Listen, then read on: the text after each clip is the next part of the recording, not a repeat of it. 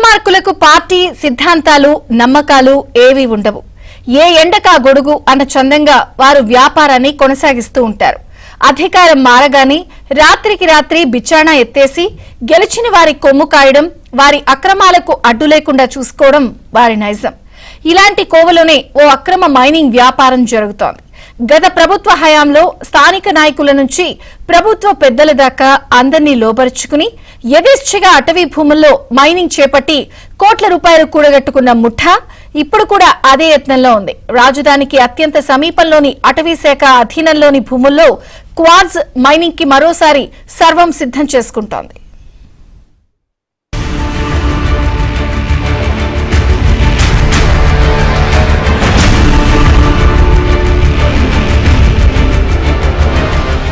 తెలంగాణలో ప్రభుత్వాలు మారినా అక్రమ మైనింగ్ వ్యాపారులకు మాత్రం కాసుల పంట పండుతూనే ఉంది.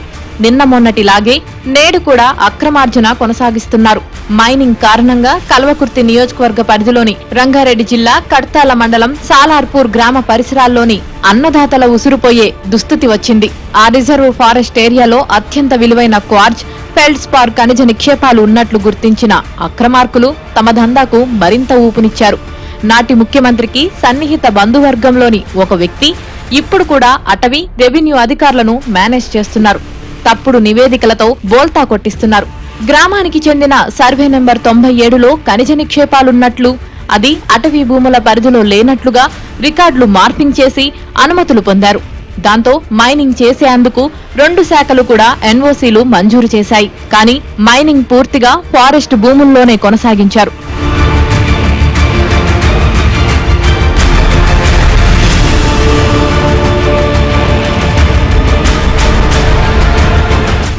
సీఎం రేంజ్ లో బంధుత్వం ఉన్నట్లు ప్రచారం జరగడంతో చర్యలు తీసుకునేందుకు అధికారులు కూడా భయపడ్డారు. మైనింగ్ తో ఆ ప్రాంతంలోని ప్రజలు అనేక ఇబ్బందులకు గురయ్యారు. క్వారీ కొనసాగిస్తున్న నేపథ్యంలో వెలువడే దుమ్ము వల్ల తీవ్ర అస్వస్థతకు గురయ్యారు. వానాకాలంలో చెరువులు, కుంటలు నిండకుండా వాటికి దారి తీసే పిల్ల కాలువలను దారి మళ్లించారు. దాంతో వర్షపు నీరు నేరుగా పొలాల్లోకి వచ్చి చేరింది. ఇలా నీరు చేరి రోజుల తరబడి పంట పొలాల్లో నీరు నిల్వ ఉండటం, నేల కోతతో భూసారం కోల్పోవడం అన్నదాతల ఆవేదనకు కారణమైంది. క్వారీ నిర్వహించే క్రమంలో పేలుళ్ల నేపథ్యంలో అనేక పశువులు కూడా చనిపోయాయని వారు వాపోయారు. తమ పొలాల్లోని బోరుబావులు పేలుళ్లతో కూలిపోతున్నాయని, మోటార్లు ఇరుక్కుపోతున్నాయని రైతన్నలు ఆవేదన వ్యక్తం చేస్తున్నారు. గిరిజన తండాలకు చెందిన తమ బతుకులను క్వారీ నిర్వహించే వ్యాపారులు ఆగం చేస్తున్నారని, పోలీస్, ఫారెస్ట్, రెవెన్యూ అధికారులకు ఎన్నిసార్లు మొరపెట్టుకున్నా ఫలితం దక్కలేదని వారంటున్నారు. మైనింగ్ స్టార్ట్ చేసినప్పటి నుంచి చేనులకు వెళ్ళిపోతున్నాయి. పంట చేను మొత్తం పాడవుతున్నాయి. మాయి బోర్లు ఖరాబ్ అవుతున్నాయి, ఆవులు ఖరాబ్ అవుతున్నాయి, చేను కూడా ఖరాబ్ అవుతుంది. పంట మేము చేసేది ఇదే పని, లేచి దీని మీదనే బతుకున్నాం, దీని మీదనే చేస్తున్నాం. ఇప్పుడే మొత్తం పంట చేనులనే వస్తుంది. మొత్తం ఆ మైనింగ్ మొత్తం మాకు మొత్తం ఆగం చేస్తారు సార్. ఈ మైనింగ్ వద్దే వద్దు సార్, మాకు అవసరమే లేదు. ఈ మైనింగ్ వాళ్ళు బతుకుతారు, మేము చేసేటోళ్ళమా?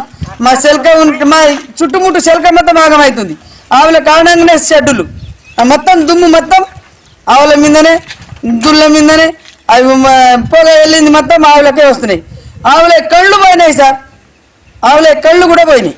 కాస్త ఆలస్యంగా మేల్కొని మైనింగ్ జరుగుతున్న ప్రాంతం రిజర్వ్ ఫారెస్ట్ లోకి వస్తుందని ప్రస్తుతం మైనింగ్ శాఖ అంచనాకొచ్చింది. వెంటనే ఈ ప్రాంతంలో క్వార్ట్జ్, ఫెల్డ్స్పార్ తవ్వకాలను నిషేధిస్తూ ఆదేశాలు జారీ చేసింది. ఈ అంశంపై గనుల శాఖ డైరెక్టర్ రంగారెడ్డి జిల్లా కలెక్టర్ కు కొద్ది రోజుల క్రితం లేఖ రాశారు. దాంతో ప్రస్తుతం మైనింగ్ పూర్తిగా నిలిపివేసి అటవీ, రెవెన్యూ, మైనింగ్ శాఖాధికారులతో మరోసారి జాయింట్ సర్వే చేయించాలని ఆదేశాలు జారీ చేశారు.